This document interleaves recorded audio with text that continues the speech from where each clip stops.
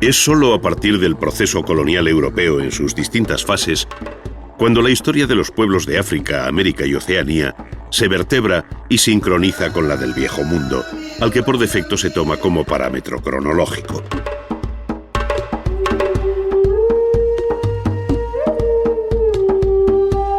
Ello entraña, sin embargo, muchas dificultades,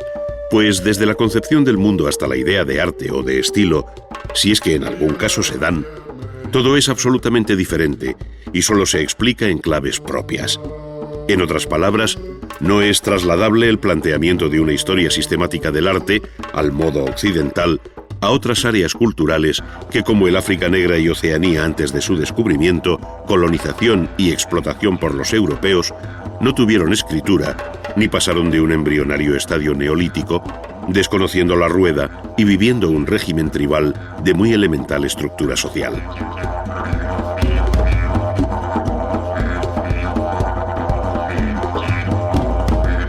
En tales condiciones, no cabe esperar sino una producción artística de limitado alcance, vinculada sobre todo a los mitos y creencias de índole religiosa que tienen relación con la naturaleza y el hombre. Probablemente la expresión más cumplida de esta realidad sea la máscara, pero la máscara viva, pues la que hoy forma parte de una colección que se exhibe pulcramente en la vitrina de un museo, es solo un objeto de curiosidad al que le falta la intención, el movimiento y la música que en otro momento la acompañaron. Carece en definitiva de lo que representa la vida misma, aunque se trate de una máscara funeraria. Solo la máscara en acción explicaría su significado, forma, tamaño y color. Análogos argumentos valdrían para explicar el rico mundo de máscaras, danzas, pinturas, tatuajes y adornos corporales de los pueblos de Oceanía, pues también en sus ritos y ceremonias el propio cuerpo humano llegó a convertirse en objeto artístico que se adornaba y enriquecía de las más variadas formas. Muchas de estas expresiones artísticas, consideradas como primitivas, han permanecido luego como soterrada herencia en la memoria del hombre hasta nuestros días.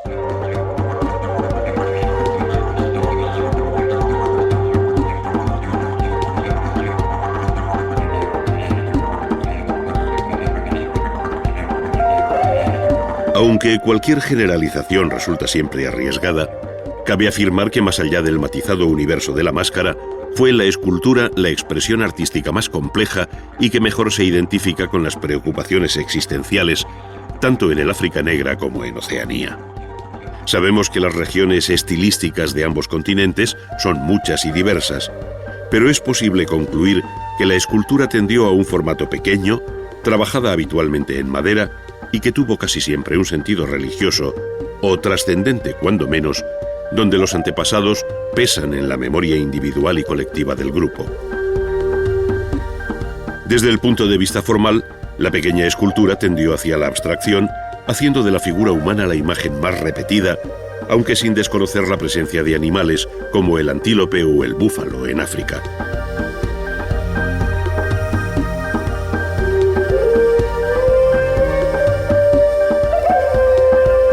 Un peculiar sistema de proporciones que no está basado tanto en la realidad vista como en el significado que encarnan determinadas partes del cuerpo, hacen de la estatuaria figuras de proporciones esbeltas, solas o en pareja, con grandes cabezas, donde los ojos cobran un protagonismo esencial, destacando igualmente por su tamaño otras partes del cuerpo, como los órganos genitales y el ombligo, todo ello dentro de una concepción primaria de la existencia humana integrada en la naturaleza.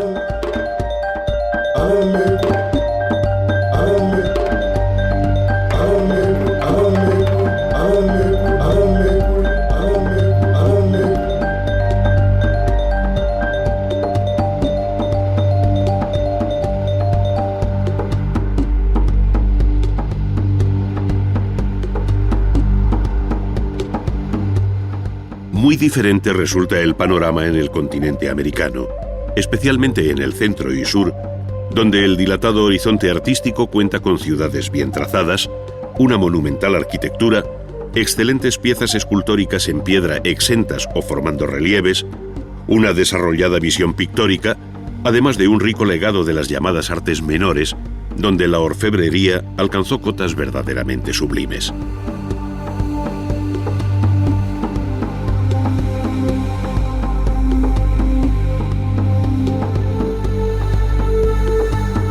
Sin duda ello se debe a una sociedad más compleja y desarrollada que conoció la escritura y un desarrollo técnico verdaderamente notable que tuvo en la cultura de los mayas, aztecas e incas sus índices más altos. Sin embargo, no fueron estos unos episodios aislados, sino que tienen su engranaje en una tupida historia cuyo calendario se sucede de acuerdo con un sistema propio de medir el tiempo.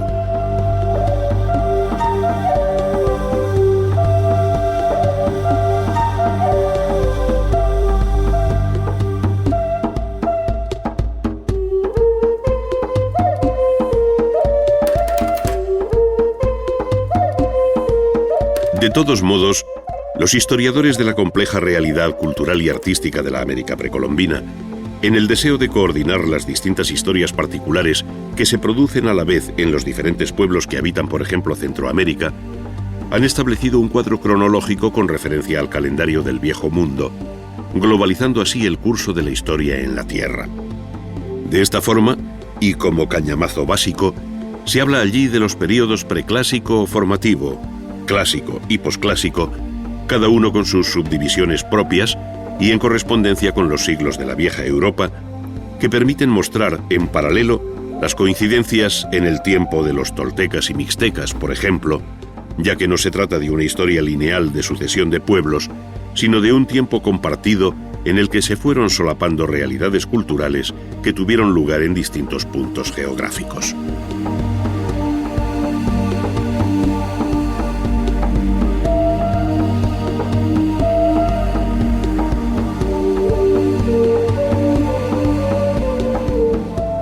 Concretamente, en el México antiguo, cuando todavía no habían desaparecido los olmecas del Golfo, ya habían florecido en la región de Oaxaca los zapotecas, con un primer calendario de 260 días en la ciudad de Monte Albán. En paralelo habían surgido en otros lugares la cultura de Teotihuacán, la civilización de El Tajín y el imperio maya que sobrevivió hasta 1521, año en que los mayas quiché fueron vencidos por los españoles en la batalla de Utatlán, en tierras de la actual Guatemala.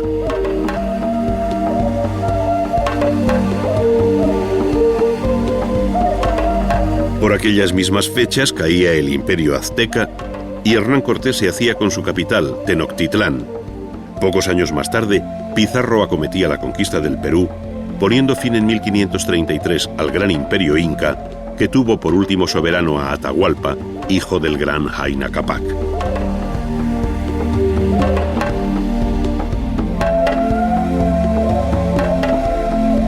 Terminaba así una larga y fructífera historia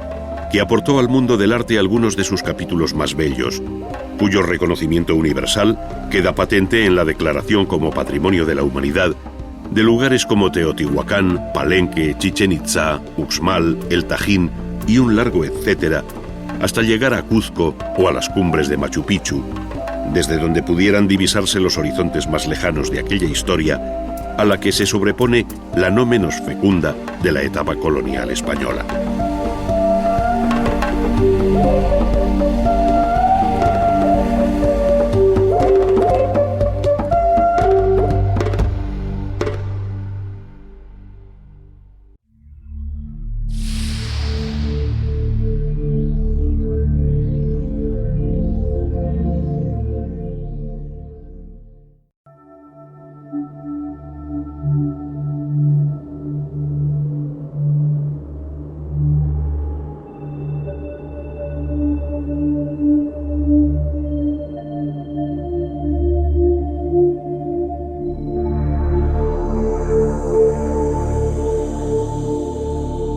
A unos 50 kilómetros de Ciudad de México se encuentra una de las maravillas del mundo antiguo,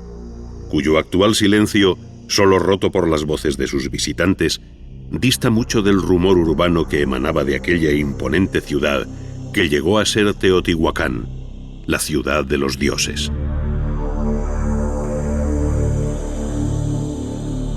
Situada sobre un amplio valle de la meseta central de México, a más de 2.000 metros de altura y bordeada por dos cadenas montañosas, cuenta con un río conocido hoy como de San Juan. La actual zona arqueológica en torno al centro ceremonial ocupa unas 200 hectáreas, pero en su momento de mayor expansión urbana, la ciudad debió alcanzar las 1.500 hectáreas, una de las mayores ciudades del continente americano antes de la llegada de los españoles. Su población se calcula en 150.000 habitantes, pero no son estas cifras las que hacen excepcional a Teotihuacán, sino la madurez de su planteamiento urbano como ciudad planificada con claras funciones ceremoniales y administrativas, además de constituir un importante mercado. Junto a su monumental arquitectura religiosa y civil, Teotihuacán cuenta también con magníficos palacios y ordenados barrios de artesanos y agricultores, es decir, una verdadera ciudad en el sentido moderno del término. El conjunto de Teotihuacán está dominado tanto sobre el plano como en su realidad tridimensional por las pirámides de la Luna y el Sol, vinculadas ambas a la gran calle de los muertos. A esta verdadera espina dorsal de Teotihuacán se incorporan otros elementos tan singulares como la ciudadela o templo de Quetzalcóatl, la gran plaza llamada del Mercado,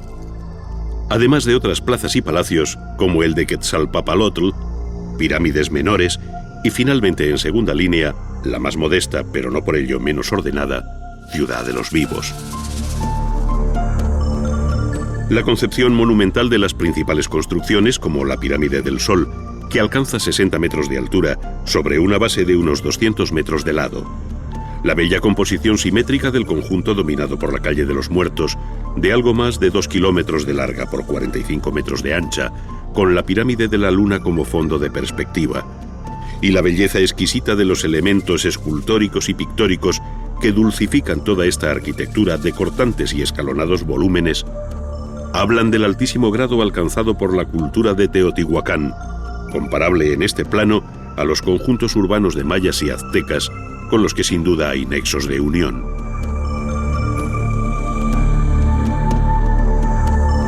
Parece seguro que los resortes de este fenómeno urbano radican en que aquí recibieron un culto muy especial tanto Quetzalcóatl,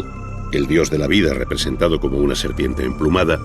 como Tlaloc, el dios de la lluvia, al que se figura como una máscara con varios círculos en los ojos, tal y como aparecen ambos en la pirámide de Quetzalcóatl.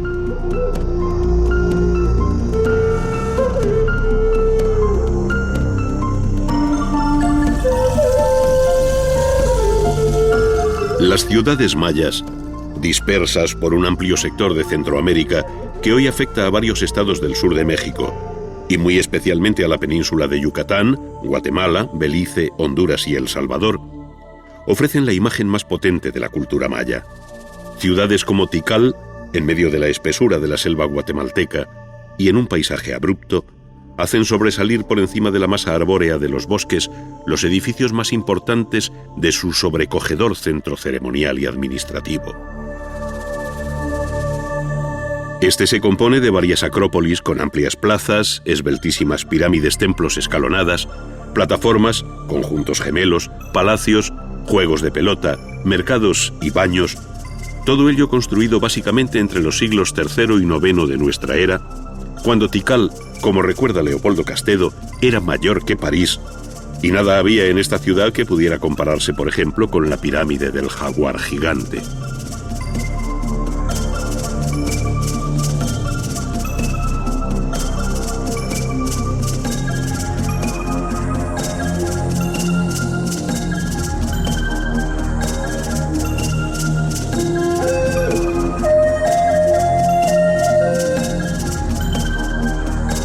Entre las grandes ciudades mayas destacan nombres como el de Palenque, en las estribaciones de la Sierra de Chiapas, con varias construcciones como la llamada del Palacio, sobre una terraza artificial y sótanos interiores, en el que sobresale una singular torre de vigilancia de varios pisos y las originales cubiertas en talud, que a modo de mansarda esconden pesadas bóvedas de piedra en su interior, muy características de la arquitectura maya. Con este procedimiento se cubren todos los templos de Palenque, como el del Conde, levantado también bajo Pakal, que reinó aquí entre el año 615 y 683 de nuestra era. Aquellas bóvedas, llamadas falsas por su procedimiento constructivo a base de aproximación de hiladas, solían estar decoradas con pinturas al fresco, como aún conserva el conocido Templo de las Pinturas en Bonampak. En ellas y en varios registros se recogen escenas ceremoniales y bélicas que permiten recuperar la vida que en otro momento se agitó en torno a estos solitarios edificios.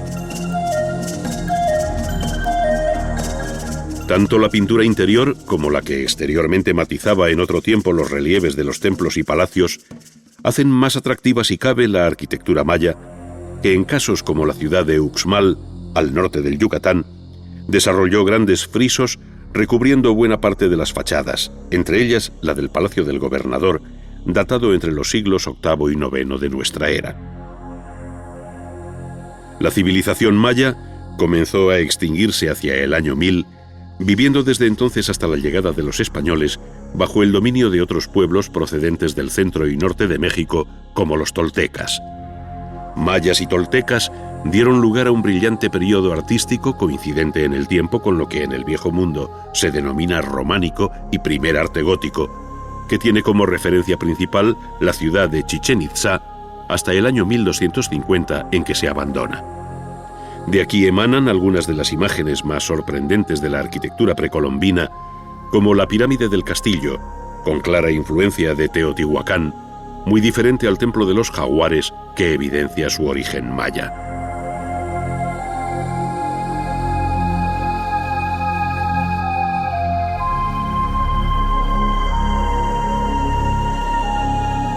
El eslabón final del arte mesoamericano pertenece por entero al pueblo azteca, que tuvo su capital en Tenochtitlán, fundada en 1345 sobre el lago de Texcoco y conquistada por Hernán Cortés en 1520. Sobre ella se construiría la actual Ciudad de México.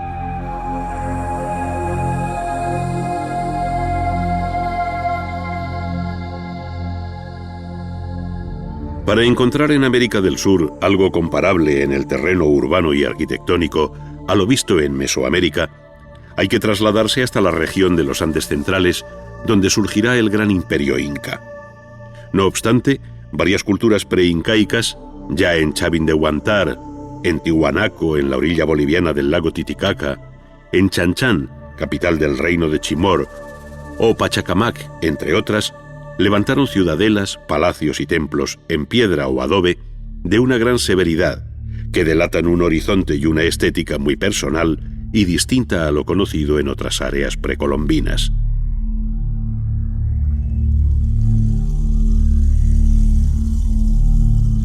Sin embargo, fue con el imperio inca, o Tahuantinsuyo, que partiendo del valle peruano de Cuzco, llegó a dominar el altiplano y costa del Pacífico, desde el sur de Colombia hasta el centro de Chile, cuando se construyeron las obras más colosales con una técnica que todavía sorprende, entre otras cosas, por su perfección en el ajustado encaje de los elementos pétreos.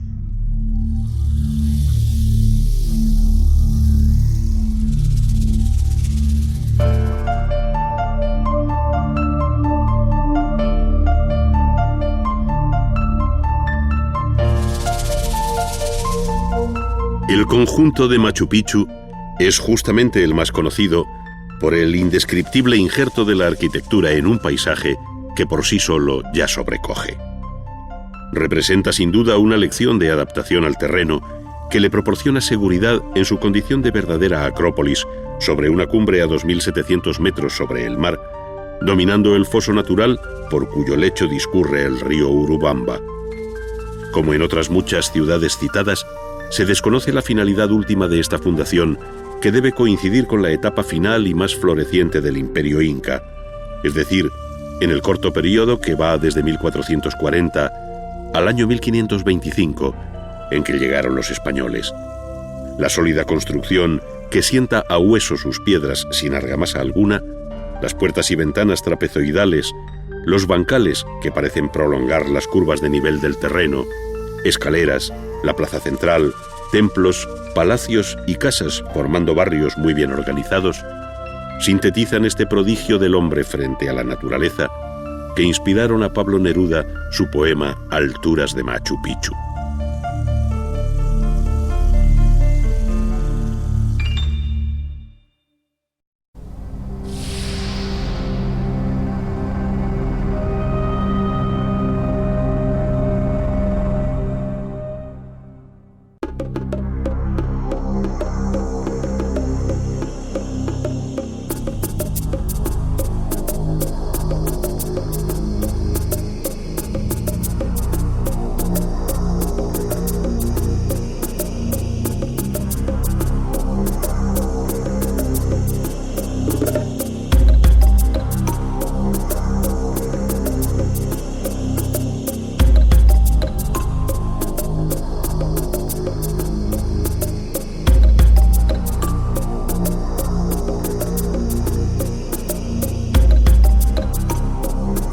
El arte del África Negra y Oceanía,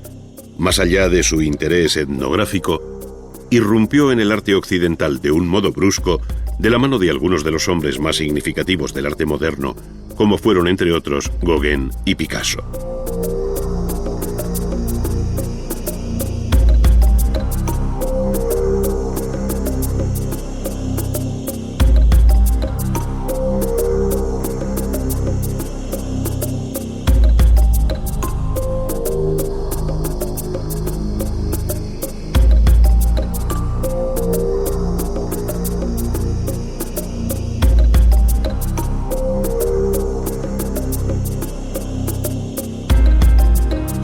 No es que estos artistas descubrieran a los demás aquella ignorada realidad, sino que vieron en su primitivo y original planteamiento nuevos argumentos formales y conceptuales para la renovación artística, al margen de la estereotipada historia del arte occidental.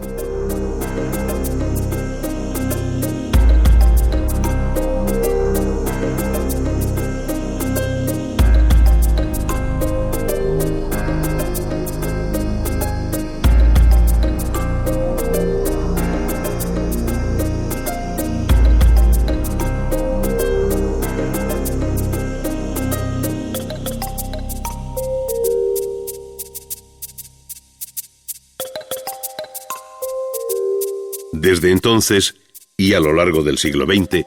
no ha cesado la admiración de las realizaciones escultóricas del arte africano, cuyo sentido religioso y uso ritual dan un interés muy específico a las estatuillas de terracota, bronce o madera, así como al amplio y enigmático mundo expresivo de las máscaras.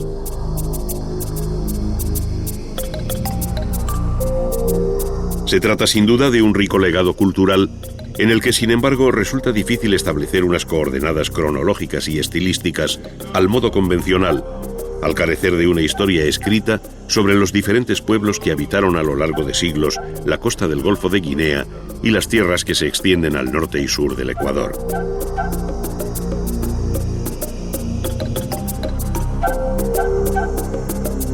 Aquí, como en ningún otro caso, se hace más cierto que nunca que el primer documento es la propia obra de arte.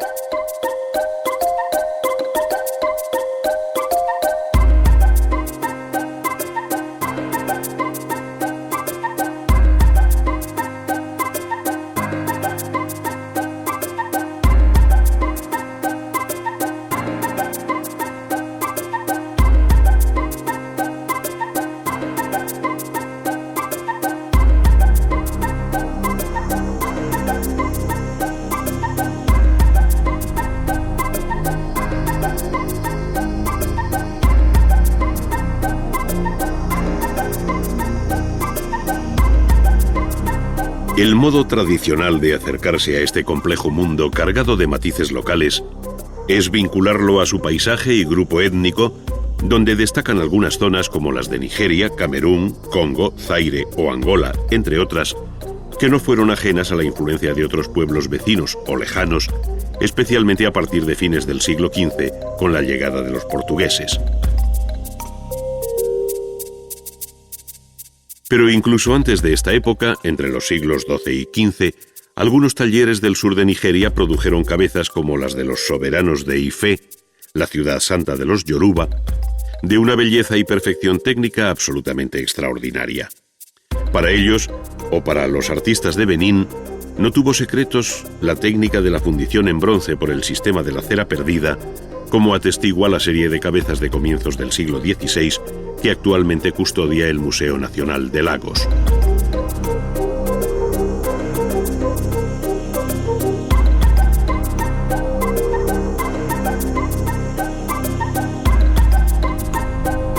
La arquitectura alcanzó escaso desarrollo en el África Negra y apenas si cabe reseñar algo más allá de las cabañas de madera constantemente renovadas.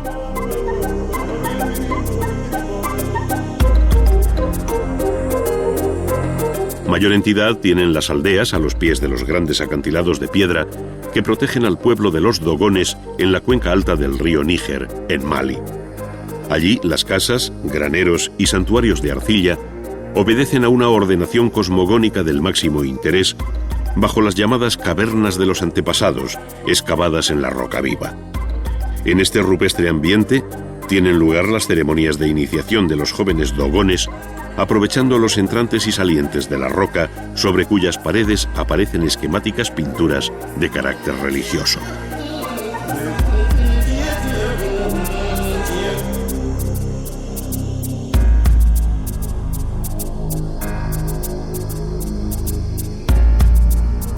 Hasta la llegada del Islam, que exigió la construcción de mezquitas, no cabe hablar de una arquitectura propiamente monumental, al menos en el África occidental. De tal modo que las construidas en arcilla, en Kufo, Tombuctú o en Djenné, esta última levantada en 1909 sobre otra muy anterior, constituyen los ejemplos más notables de una arquitectura cuyo primitivo carácter es evidente por su forma y técnica constructiva.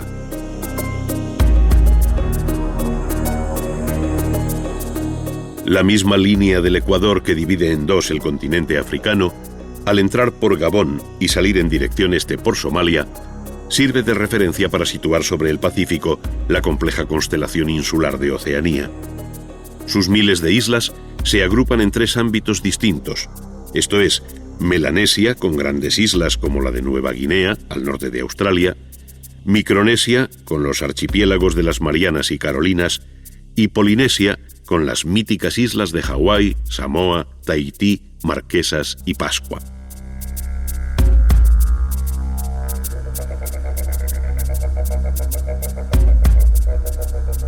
Tanto aquí como en el África Negra, el arte de las máscaras e idolillos se vincula al mundo de los dioses relacionados con la vida y la muerte, al cielo y la tierra, al culto a los antepasados, la lluvia, la fertilidad, la recolección, la guerra y todo un complicado mundo mitológico ajeno al clásico, nórdico o asiático, pero que en definitiva responde a los mismos anhelos y temores del hombre primitivo, donde la religión siempre cumple un papel de medium necesario.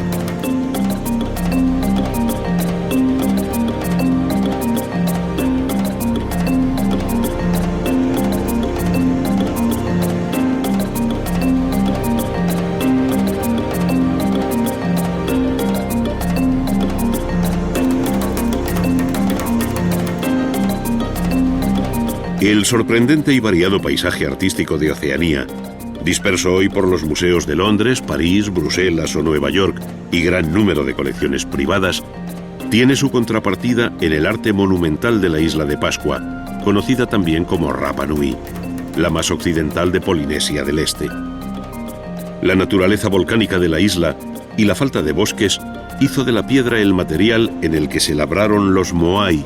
o gigantescas esculturas de humano perfil. Desconocemos su significación, pero todo indica que este desconocido pueblo, probablemente de origen polinésico y desaparecido hace ya mucho tiempo, debía contar con una organización social muy desarrollada. Los moai, que quizás personifican a antiguos jefes deificados, son figuras de medio cuerpo con largas y estilizadas manos sobre el vientre, llevando en la cabeza un gran tocado que habla de su alta jerarquía.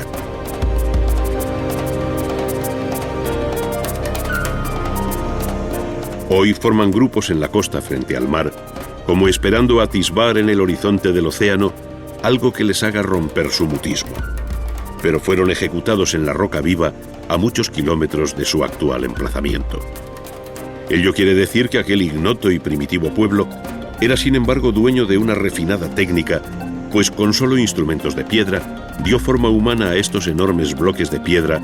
que pueden llegar a pesar hasta 80 toneladas en los ejemplos de mayor tamaño, ya que su altura varía entre los 4 y 20 metros. Quedaron in situ para siempre, sin llegar a desprenderse de la roca madre del volcán Rano Raraku, produciendo todavía una admiración infinita por lo inexplicable del procedimiento, mediante el cual pudieron trasladar semejantes moles de piedra y dejarlas enhiestas frente al mar, cuya línea del horizonte parece haber fijado para siempre su mirada muda, silenciando todo cuanto nosotros desconocemos acerca de ellos.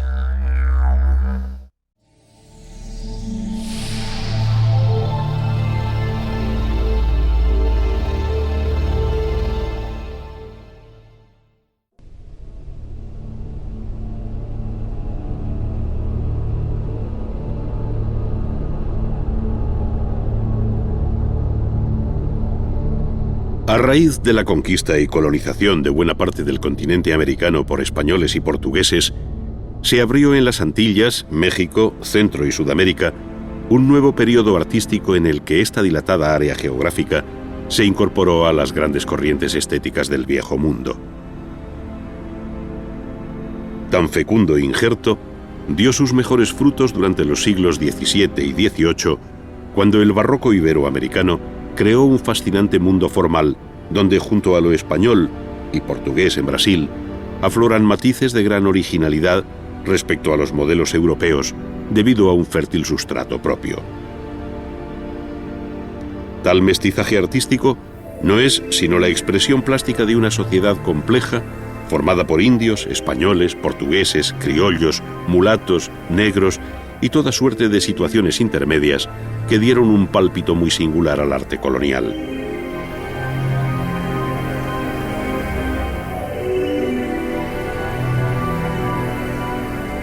Atrás quedaban los días primeros de la conquista y evangelización, cuando franciscanos, dominicos y agustinos principalmente, levantaron sus conventos, muchas veces concebidos como núcleos defensivos, al protegerse por una cerca almenada, donde junto a la iglesia de una sola nave, claustro y dependencias habituales en un convento español, surgieron nuevos espacios como las capillas abiertas en el atrio, llamadas también capillas de indios, para la celebración de la misa a cielo abierto, o bien las posas en los ángulos del atrio, a modo de pequeñas capillas auxiliares, según pueden verse todavía en el convento franciscano de Huejotzingo, en México, o en el santuario agustino de Copacabana, en Bolivia, este ya del siglo XVII.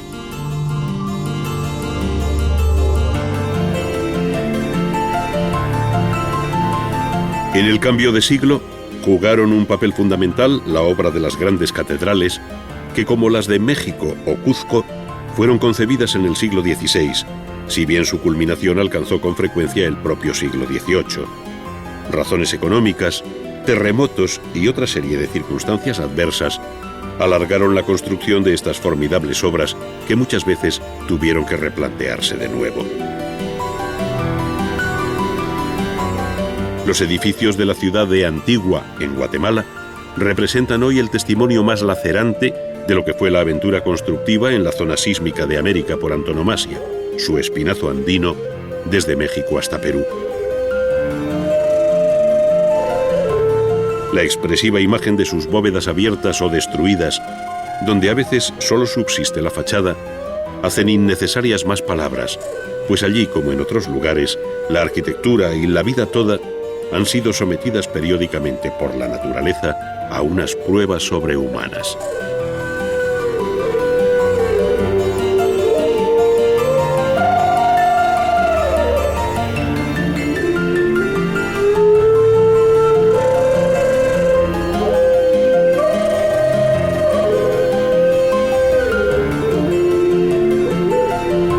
Desde las primeras soluciones platerescas en el siglo XVI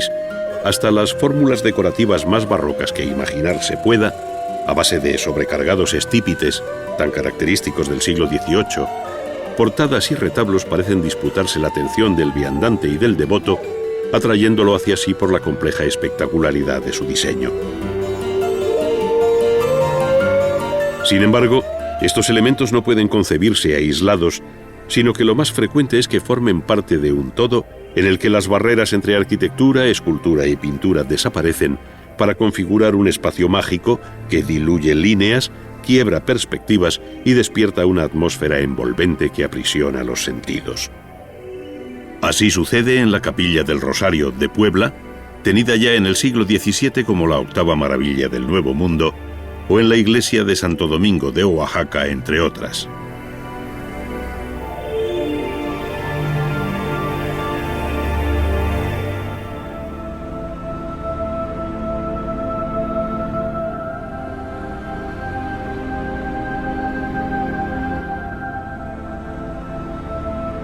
La propia pintura se hizo eco de estos interiores de la arquitectura religiosa, donde capillas e iglesias son con frecuencia escenario de algún acontecimiento milagroso, especialmente curaciones, dando luego motivo a su representación pictórica bajo la fórmula del ex voto.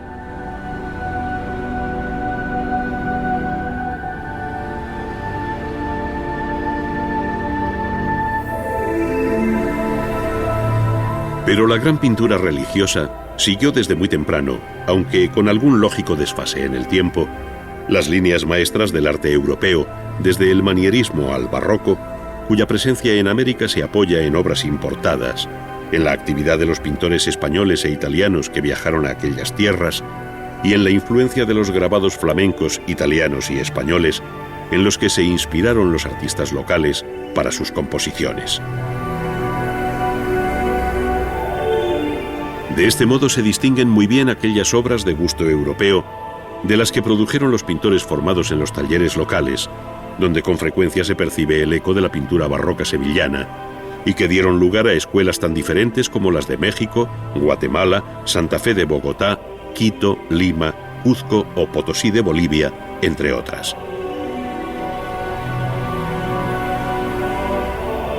Nombres como los de Villalpando, Cabrera, Miguel de Santiago, Vázquez de Arce o Pérez de Holguín encabezan una brillante nómina de artistas con los que se urdió la trama de la pintura hispanoamericana.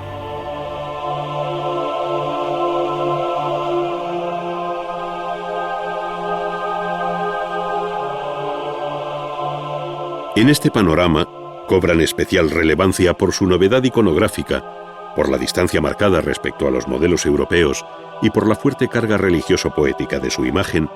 aquellas pinturas que, respondiendo a una concepción arcaizante, pero ejecutadas de un modo primoroso, representan la más original aportación de la pintura colonial al concierto general del arte barroco.